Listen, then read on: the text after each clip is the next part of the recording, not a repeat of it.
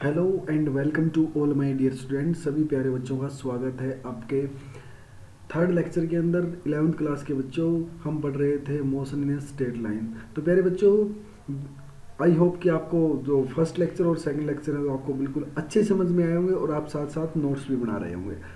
आपको क्या करना है, बिल्कुल फेयर अच्छे से नोट्स बनाने हैं, वीडियो को अच्छे से बिल्कुल ध्यान से देखना है क्योंकि हम कंप्लीट सिलेबस करने वाले हैं।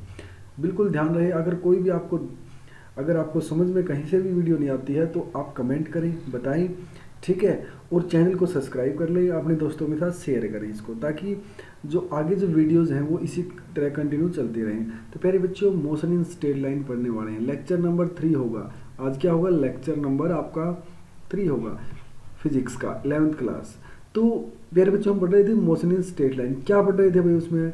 अच्छा, हमने क्या क्या पढ़ा था? हमने रेस्ट के बारे में पढ़ा था, ठीक है, और हमने मोशन के बारे में पढ़ा था। क्या पढ़ा था हमने? रेस्ट और मोशन दोनों चीज़ों के बारे में पढ़ा। अच्छा, तो रेस्ट और मोशन क्या थी? एक दूसरे के रिलेटिव थी। क्या थे? एक दूसरे के रिलेटिव। ये एब्सोल्यूट क्वांटिटी नहीं है भाई। जैसे आपने बोल दिया कि, क्या बोल दिया आपने कि नोट चेंज पोजीशन, ये सफिशिएंट नहीं है। नोट चेंज पोजीशन नहीं, ये सफिशिएंट नहीं है। क्यों? क्योंकि हमने देखा था कहीं ना कहीं फ्रेम ऑफ रेफरेंस का भी रोल रहता है। क्या रहता है? Frame of reference. याद करो, बस स्टॉप पे खड़े थे और बस को देख रहे थे और बस के अंदर बैठे थे, दोनों सिचुएशन में आपकी रेस्ट और मोशन चेंज हो गई थी, ठीक है। तो रिमेंबर करना उस पॉइंट को कि भाई हाँ, कहाँ पर हमने चेंज हो गए थे, ठीक है। उसके बाद हमने पढ़ा था क्या? हमने डिस्टेंस या हमने जो बोला था उसको पाथ लेंथ भी बोला दिया था। क्या बोल दिया था उसको? Path length.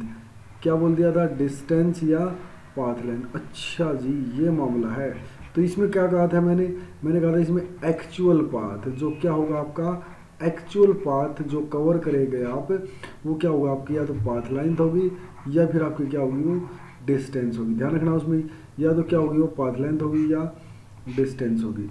तो इसमें आपको ध्यान रखना है, ठीक है। दूसरी बात, डिस्प्लेसमेंट की भी बात की थी मैंने। किसकी बात करी थी? डिस्प्लेसमेंट की। शॉर्टेस्ट पाथ किसकी बात करी थी? Shortest path. अभी जो इस लेक्चर के अंदर हम बात करने वाले हैं, किसकी बात करने वाले हैं आप ही बताओ?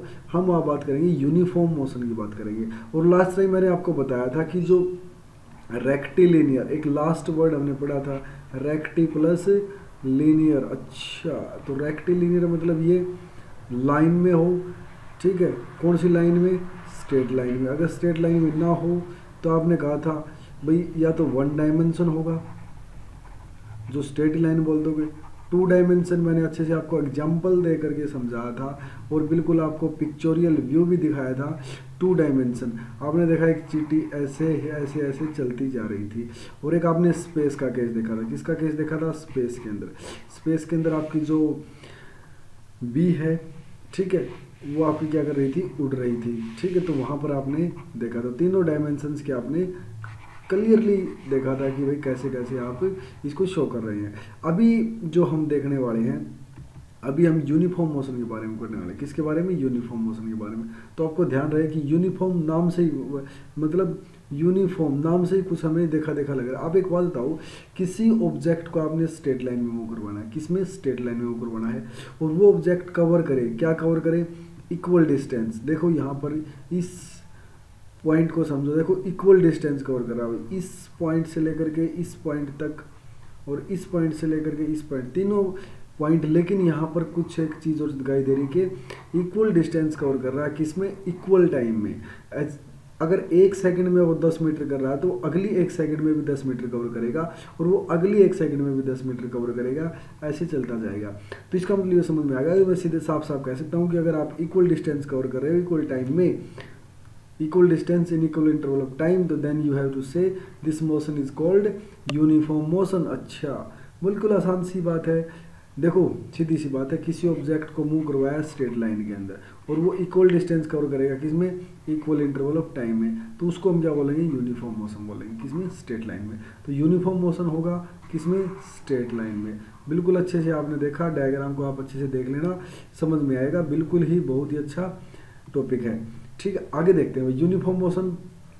अच्छा, एक बात बताइएगा मेरे को आप कि जो आपका जो स्पीड है, क्या है? जो स्पीड है, स्पीड के बारे में आपने कहाँ कहाँ देखा हुआ? बार बार आप देखे हुए स्पीड। अच्छा, तो स्पीड का जो आपका पहला जो आपको मुलाकात हुई होगी स्पीड के साथ। 9th क्लास से पहले भी अगर मैं कहना चाहूँगा डिस्टेंस डिस्प्लेसमेंट के केस को छोड़ दीजिए तो आप कहोगे कहीं कहाँ नहीं होगी आपकी मोटर, मतलब आपकी बाईसाइकिल के अंदर होगी। बाईसाइकिल मतलब क्या नाम है, बाइक के अंदर होगी आपकी, ठीक है। जो आपका स्पीडोमीटर लगा हो क्या दिखाता है, वो स्पीड दिखाता है। आपकी जो गाड़ी है वो क्या दिखाती है, स्पीड। तो बाइक और कार के अंदर आपने देखा होगा कि स्पीडोमीटर लगे होते हैं, क्या लिखे होते हैं, स्पीडोमीटर। अच्छा, तो वो स्पीड बताते हैं, हाँ स्पीड बताते हैं, ध्यान रखना वो क्या बताते हैं, स्पीड, पक्का। लेकिन आप कहोगे सर स्पीड, अच्छा लेकिन वो वेलोसिटी क्यों नहीं बताते भाई, ये भी आप ध्यान रखना, क्यों नहीं बताते, वेलोसिटी क्यों नहीं बताते।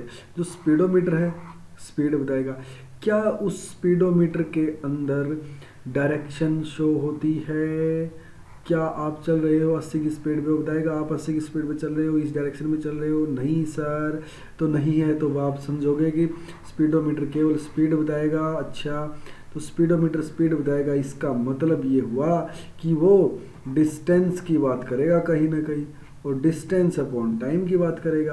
अब डिस्टेंस आपका पता है कि डायरेक्शन बताता नहीं है, अगर डिस्टेंस डायरेक्शन नहीं बताता, स्पीडोमीटर केवल डायरेक्शन नहीं बताता, केवल वैल्यू बताता है स्पीड की, इसका मतलब समझ जाना कि ये स्केलर क्वांटिटी है। अच्छा, तो rate at which object cover, अब देखो यहाँ से यहाँ एक बिल्कुल कहानी सी समझ में आएगी, स्पीडोमीटर से लेकर के, स्पीडोमीटर में आपकी कोई डायरेक्शन नहीं होती, क्या नहीं होती, कोई डायरेक्शन नहीं होती। अगर स्पीडोमीटर में कोई डायरेक्शन नहीं होती तो यहाँ से समझना rate at which an object cover distance. अच्छा, रेट का मतलब आप समझ ला टाइम से होता है, किससे होता है, टाइम से, और ये मैंने अभी बताई है कौन सी क्वांटिटी होती है, स्केलर क्वांटिटी। अच्छा, तो ये देखो फॉर्मूला समझ में आ गया आपको कि total distance cover by an object, total distance, rate of change of distance बोल सकते हो आप इसको, rate of change of distance बोल सकते हो आप इसको। देखो डिस्टेंस अपॉन टाइम क्या होगी, स्पीड आपकी डिस्टेंस अपॉन टाइम। अच्छा, वेलोसिटी, अब बच गई वेलोसिटी, तो वो डिस्प्लेसमेंट अपॉन टाइम हो जाएगी। Rate at which object change its position, अब यहाँ पर पोजीशन चेंज कर दी, देखो चेंज पोजीशन मतलब फाइनल माइनस इनिशियल, यहाँ कुछ डायरेक्शन होगी, क्या होगी, डायरेक्शन। अच्छा, तो इन्हें गिवन डायरेक्शन, देखो गिवन डायरेक्शन की बात कर दी, वेक्टर क्वांटिटी होगी, वेरी गुड। अगर वेक्टर क्वांटिटी है, डिस्प्लेसमेंट है, तो डिस्प्लेसमेंट अपॉन टाइम हो गया। तो यहाँ से समझने की कोशिश करना डिस्टेंस और डिस्प्लेसमेंट को, बहुत इंपॉर्टेंट सा केस है, आसान सा केस है, ठीक है। एग्जाम्पल देखते हैं भाई, अच्छे से समझने एग्जाम्पल को। देखो यहाँ से क्या समझ में आ रहा है, आपने बाईसाइकिल स्टार्ट करी अपने घर से, इनिशियल पोजीशन थी, आप चले फाइनल पोजीशन पे, ठीक है, वापस आए इनिशियल पोजीशन पे, कुछ समझ में आया आपने, किस स्पीड से गए आप पता नहीं हमें, लेकिन हमें पता है कि जो ड्यूरिंग टोटल जर्नी मेरा 2 किलोमीटर जाने का हो, 2 किलोमीटर मेरा आने का है। अगर मैं होम से मैकडी तक जाता हूँ तो मैं 2 किलोमीटर जाता हूँ, अगर मैं वापस आता हूँ तो 2 किलोमीटर आता हूँ, लेकिन मुझे कितना टाइम लगता है, 2 किलोमीटर जाने में मुझे 1 आवर लगता है। ओके सर, ओके, तो मैं टोटल पाथ कितना कवर करूँगा, 2 किलोमीटर जाने का और 2 किलोमीटर आने का, तो मैं टोटल डिस्टेंस कितनी कवर करूँगा, 4 किलोमीटर, कितनी कवर करूँगा, 4 किलोमीटर। अच्छा, इतना तो समझ में आ गया, मैं 4 किलोमीटर डिस्टेंस कवर कर रहा हूँ।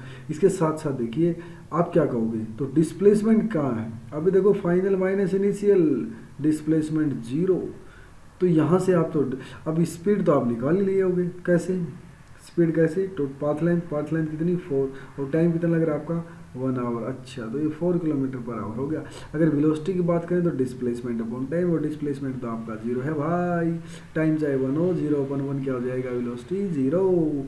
अच्छा, तो यहाँ से कुछ क्वेश्चन देखते हैं, फिर ऐसे थोड़ी काम चलेगा। स्पीड कौन सी क्वांटिटी, बिना ऑप्शन, स्केलर क्वांटिटी, क्यों, क्योंकि इसमें डिस्टेंस होता है। स्केलर क्वांटिटी वो जिसके अंदर केवल और केवल मैग्नीट्यूड हो, डायरेक्शन ना दी हो। वेक्टर क्वांटिटी जो हमें डायरेक्शन का ज्ञान भी साथ साथ प्रोवाइड करे कि आप कौन सी डायरेक्शन में चल रहे हो। अच्छा जी, वेलोसिटी कौन सी क्वांटिटी होगी, फिर वेलोसिटी डिस्प्लेसमेंट अपॉन टाइम, मतलब डिस्प्लेसमेंट से आप समझ पाओगे कि डिस्प्लेसमेंट वेक्टर क्वांटिटी है, क्योंकि वो हमें क्या करता है, डायरेक्शन का ज्ञान प्रोवाइड करता है। क्योंकि डिस्प्लेसमेंट क्या होता है, फाइनल माइनस इनिशियल, हम पोजीशन चेंज करते हैं। ओके सर, यहाँ से देखिएगा, यही था देखो आज का लेक्चर, बहुत ही इंपॉर्टेंट सा लेक्चर था, motion in straight line. Uniform motion के बारे में हम बात कर रहे थे। तो यूनिफॉर्म मोशन क्या मोशन था, जो मोशन आपका इक्वल डिस्टेंस कवर करे, किस में कवर है, equal distance equal interval of time के अंदर। और उसी में इंपॉर्टेंट क्या था आपका स्पीड, स्पीड से आपने पता चला कि स्पीडोमीटर, और स्पीडोमीटर से आपने क्या देखा कि जो स्पीडोमीटर ही आपकी केवल स्पीड बताता है। अच्छा जी, देखो यहाँ से समझ लेना, स्पीडोमीटर से स्पीड, अच्छा जी। और स्पीड मतलब स्पीडोमीटर क्या बताता है, केवल आपको मैग्नीट्यूड का ज्ञान देता है भाई। वहाँ पर आपको किलोमीटर पर आवर केवल मैग्नीट्यूड देगा कि भाई 80 गाड़ी 80 चल गई, गाड़ी 70 चल गई, गाड़ी 90 चल गई, तो वो को क्या देगा केवल और मैग्नीट्यूड। और मैग्नीट्यूड क्या होती है, न्यूमेरिक वैल्यू। अच्छा जी, तो जो न्यूमेरिकल वैल्यू का ज्ञान दे वो क्या होगा, स्केलर क्वांटिटी होगी। जो स्पीड से बताया मुझे डिस्टेंस लिया डिस्प्लेसमेंट, तो आप फटाक से समझ जाओगे सर ये डिस्टेंस लेनी है, टाइम लेना। डिस्टेंस की ऐसा यूनिट मीटर और टाइम की सेकंड, तो स्पीड की जो ऐसा यूनिट हो जाएगी वो क्या हो जाएगी, मीटर पर सेकंड। और वेलोसिटी का क्या जिक्र करेंगे, ये तो डिस्प्लेसमेंट है भाई साहब, अपॉन में टाइम है, डिस्प्लेसमेंट मीटर पर सेकंड। अच्छा जी, वेक्टर क्वांटिटी हो गई। देखो रिवाइज भी कर लिया बहुत अच्छे से। अगले लेक्चर में पढ़ेंगे average speed, average velocity, instantaneous velocity, कुछ ग्राफ्स भी देखेंगे स्पीड टाइम ग्राफ के। तब तक के लिए धन्यवाद, मिलते हैं अगले लेक्चर के अंदर। Bye, take care.